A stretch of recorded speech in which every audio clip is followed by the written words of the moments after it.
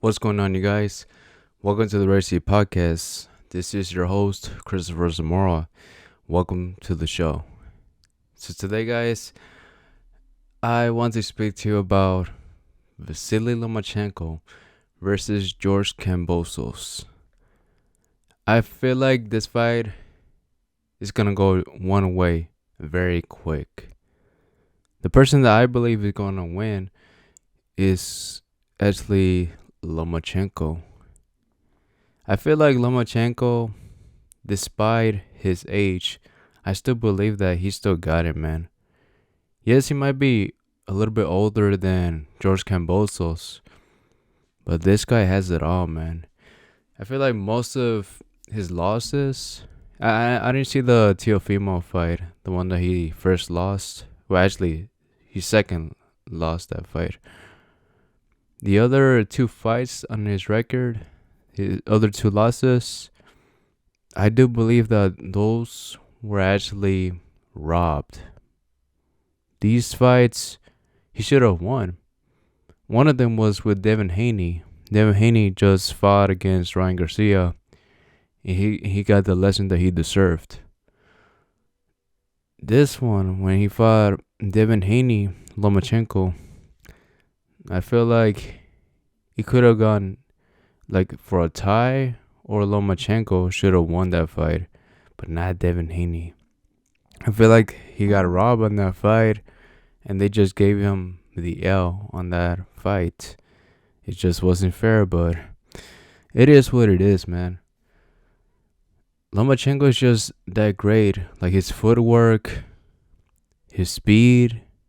His speed might not be there anymore, but like his footwork and how he moves around his opponent, they still can't catch him, and they always have issues. He gave Devin Haney a great fight, but he still got the loss because of the judges. But for George Kambosos, before I thought that this was going to be a really, really good fight between George Kambosos versus Lomachenko when Kambosos was champion. He recently got the title against Teofimo Lopez, so like around that time.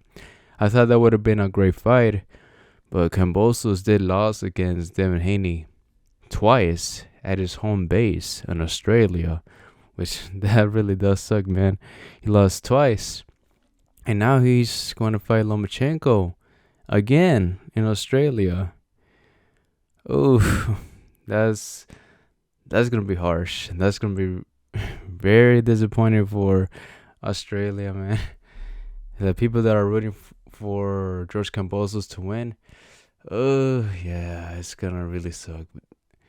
But if he actually gets the win, that'll be cool. I just don't want a robbery, man. His last fight, George Kambosos' last fight, I feel like he did lost it. The guy that he was facing, I forgot his name. I apologize.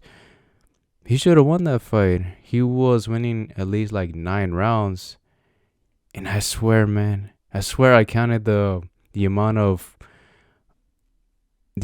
rounds that George Kambosos won. I'm sure it was just 4 rounds, dude. And they gave it to George Kambosos for the win. Absolute robbery, man. That's bad for boxing. It just made the sport look bad, to be honest. I don't know why. What was the point of that? But like I mentioned to you, like before, like a long time ago, I talked to you about this issue between the sport of boxing. You can check it out on my older podcast episodes. Like I went through this about robbery in boxing. It's just not good for the sport. Like if this happens against Lomachenko, out of all people, if they give him a victory that he doesn't deserve, it's gonna look bad, dude. It's just not good. And it's another robbery for Lomachenko. He's now going to have 4 losses if he loses to George Kambosos. George Kambosos has 2 losses on his record. 2 of them was because of Devin Haney. Yeah, like I said, I feel like this fight is going to be one-sided. Before I thought this fight was going to be competitive, but not anymore. I feel like Loma, he still has it, man. He still has a lot to give, a lot to show the world that he can become champion again. That fight between them and Haney, dude, what a robbery. But yeah, this one, hopefully we get a good match. If we do get a good match, then that'll be cool. That'll be cool because I am a fan of the sport, and I like to see each fighter go head to head to see like who wants the victory even more. But yeah, I'm predicting that this might probably go by TKO by Lomachenko. Maybe about round 9 or 10. That's where I think that this might happen. Around round 9 or 10, a TKO win.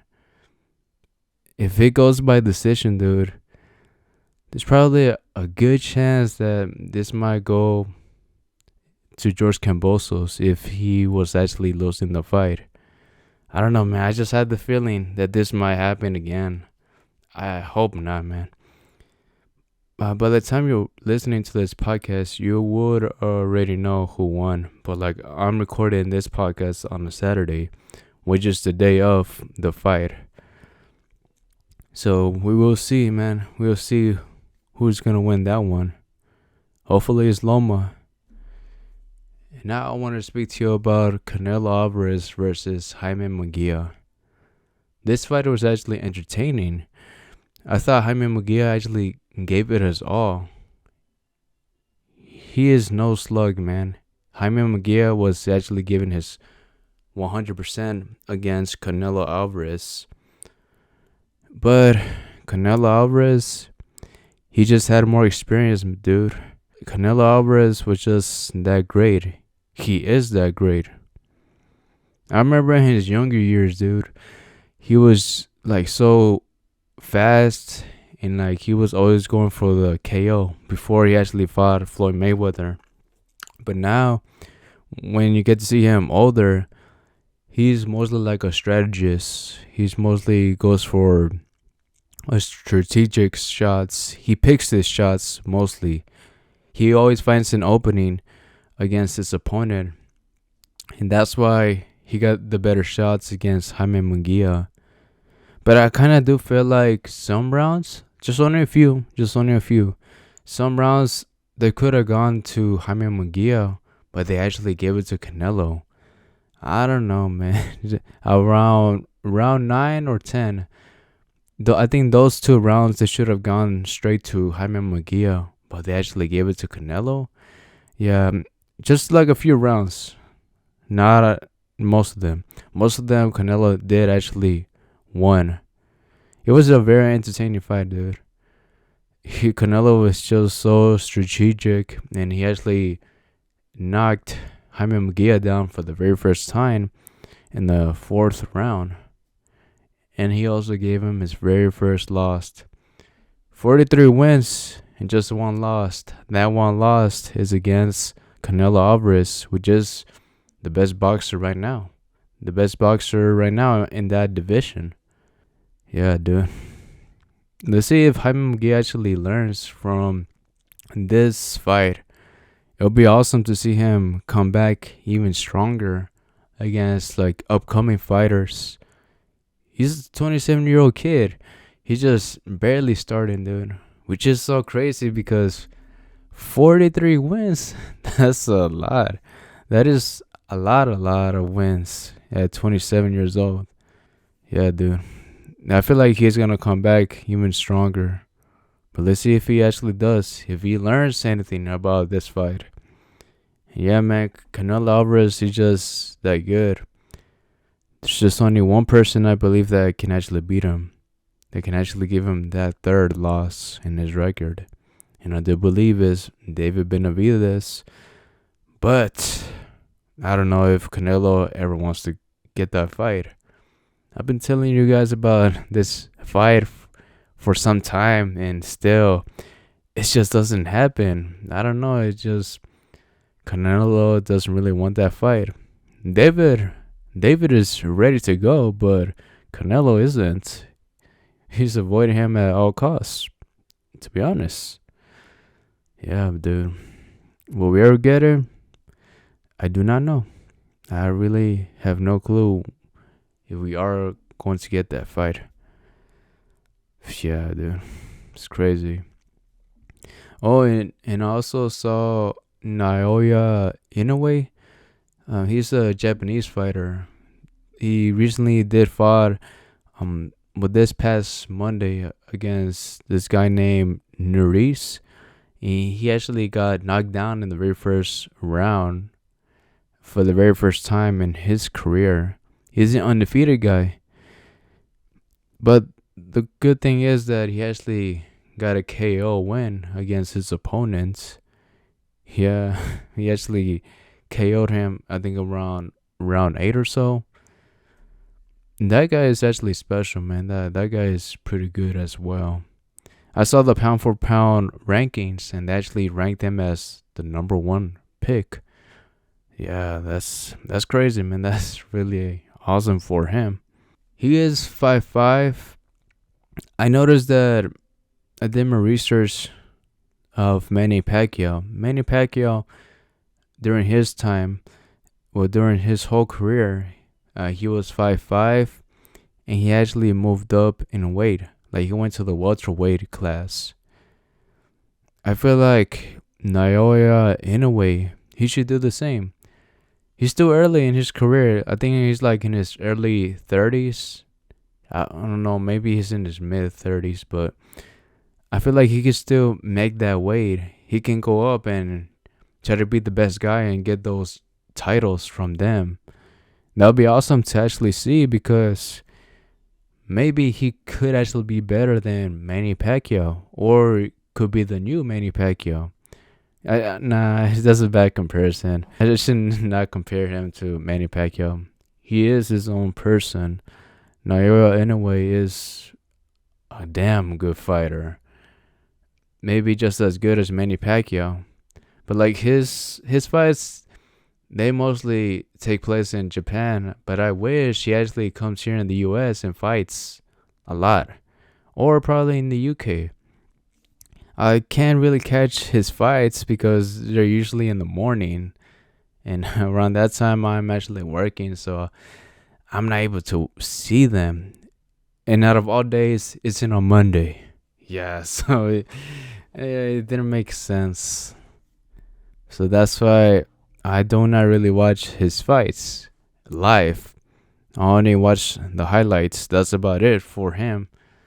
But hopefully he does come to the US and fights at Las Vegas or the T-Mobile Arena or in New York. But we'll see, man. We'll see what Naoya Inoue actually does. He's a great fighter, dude. He's a really great fighter. And last but not least, guys, I want to speak to you about the Planet of the Apes movies. The Kingdom of Planet of the Apes has recently come out on theaters. I haven't seen it yet, but I recently saw the 3 main movies leading up to that one. Before, I hadn't really seen Dawn of the Planet of the Apes and War for the Planet of the Apes, but I did see Rise. I only saw the first one from that series, okay? But I finally got to see it on Max because Dawn and War of the Planet of the Apes, they were already on Max, so I was able to see those 2 movies. They're great movies, dude.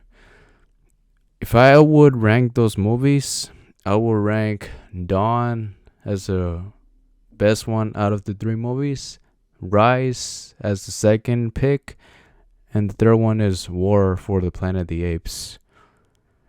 I think the action was just far superior in the second movie, and the main villain of the movie was just great as well.